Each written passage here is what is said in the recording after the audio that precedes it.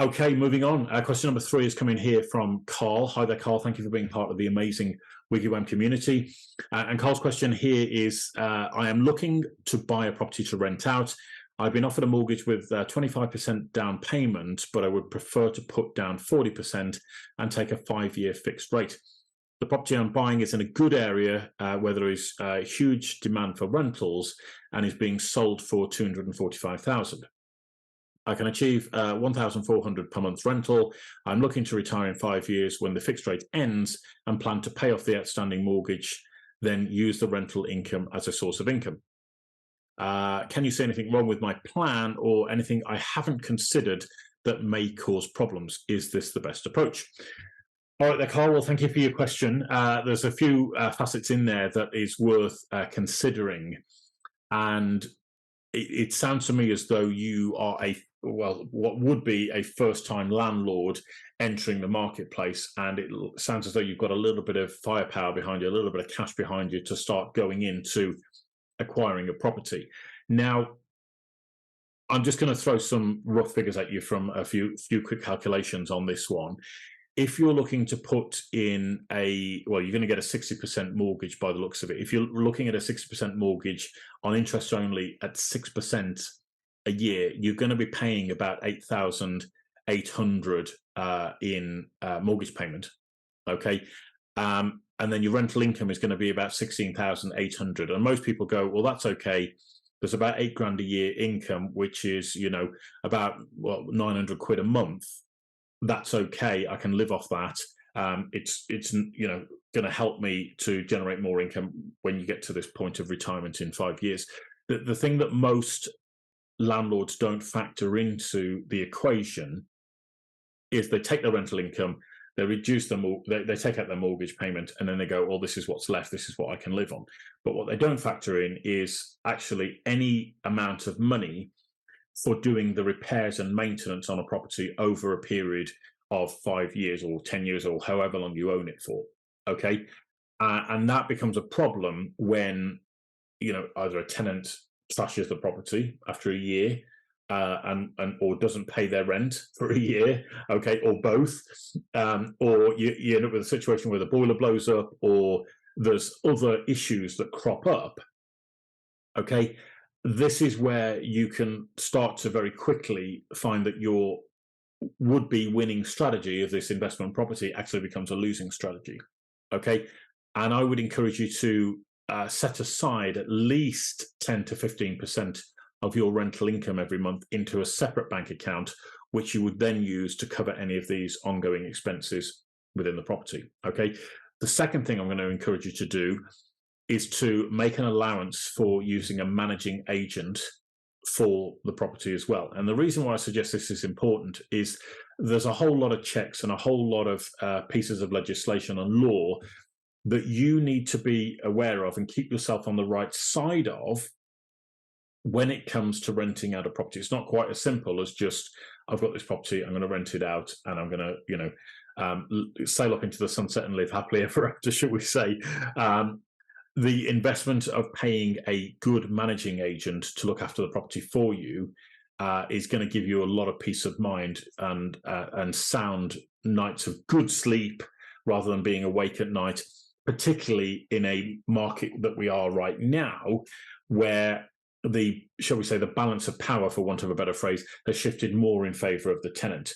And this is why we're seeing a lot of landlords leave the marketplace at the moment, because they're getting fed up of tenants knowing how to play the game, not paying their rent or not paying enough rent on time, stringing things out for a year or more, taking a year or more for a landlord to get their property back, where they've lost a year's worth of rental income, and then they've got to spend 5 or 10 grand on refurbishing the property to bring it back into the rental stock. Okay, so those are some of the things I want to throw at you, Karl. I'm not trying to put you off, but what I am going to perhaps ask you to think about is whether or not it would make sense, because it sounds as though you've got, as I say, a little bit of cash behind you, whether or not instead of just looking at buying one property, to look at buying two. Okay, put down your deposits. The whole key here is to buy well and a lot of again, a lot of people are getting to investing in the first place. They go and look at a property, it's on the market for 100,000, they pay 100,000 for it, or they pay 97,000, or they pay 95, and they think they've got a really good deal. A lot of investors, I can tell you, are buying properties at a significant discount, and they're usually buying properties that are run down, that need work doing to them. So they buy it at a discount to market value, they spend money on doing it up, and then they have built some equity into the property from day one. Okay, if you're not quite sure what I'm on about here, I would encourage you. I did write a book some time ago called As Safe as Houses. You might be able to find a copy online, or if you want a copy, let me know. Just send me an email, happy to help at WiggyWam.co.uk. That's happy to help at WiggyWam.co.uk. And I'll fire you a copy out of that. But the whole idea is that you want to be building equity into your portfolio, which is a buffer of safety, so that if the value of the property drops, you're not going to get yourself in a situation where the bank turns around and says, we need you to put more money in because the loan to value of the mortgage is now out of kilter. Okay.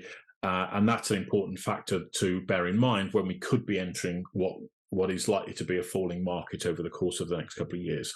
Okay. So think about that. Think about looking at one or two properties, because again, assuming the market comes back up at some point, you're then going to have two properties increasing in capital value over that period of time. So you might be getting slightly less rental income over that 5-year period, okay?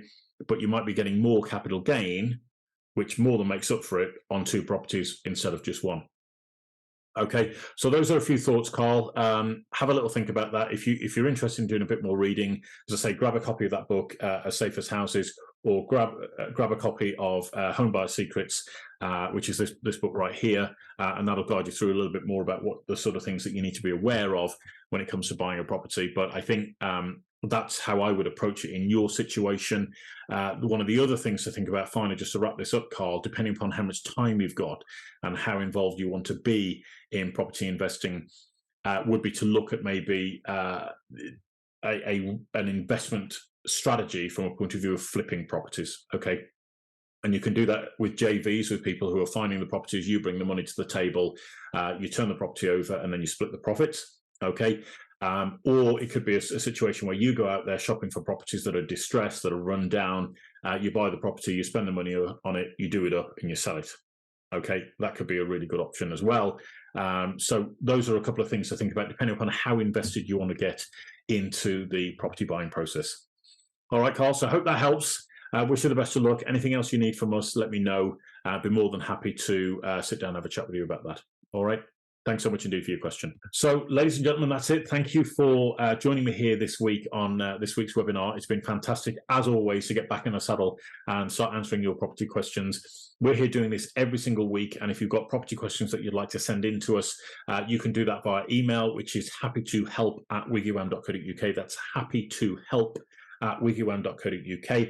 You can find us on Twitter. Our Twitter handle is @WiggyWam_UK. That's @WiggyWam_UK. Or you can go to our website, which is wiggywam.co.uk. You can sign up, join, get a free profile on there, and start getting yourself immersed into the WiggyWam community. You're going to find a host of information, blogs, videos, all sorts of great resources on there that will help you with your property investment journey, or your property journey if you're looking at buying as a first-time buyer or a second-time home mover. Or if you've never bought in the last 5, 10, 15, 20 years, we're here to help you with your house move there as well. So that is wiggywam.co.uk, and you can send us questions directly through the messaging system there as well, which will be fantastic. So I'll look forward to seeing you again next week. As I say, we are on for week 26 next week, which is going to be really exciting. And we've got some amazing things in the pipeline that are going to be part of the WiggyWam community. So stay tuned. Thank you for all your love and support. We're getting an incredible amount of interest and traction on our website right now. If you haven't submitted blogs or you haven't submitted videos to our news page on our website, I'm going to encourage you to start doing that right now, because I'm seeing huge traction, and I'm not just making this up. Go and check it out yourself. We're seeing, hundreds, if not thousands, of views on these videos right now, and on blogs. People are putting blogs on there, getting 3, 4, 5, 6, 1,000 or more views and interactions on their blogs on there right now. So we're getting huge amounts of traction, and I'm really grateful for every single one of you for being part of the amazing WiggyWam community. And if there's anything that we can do to support you, please do let us know. So that's it for me this week. Thank you once again for your love, care, and attention. Wishing you all the very best for the coming week, and have a wonderful weekend. And I'll see you same time, same place next week. All right. Thanks ever so much, guys. You take care. Be good. Bye-bye.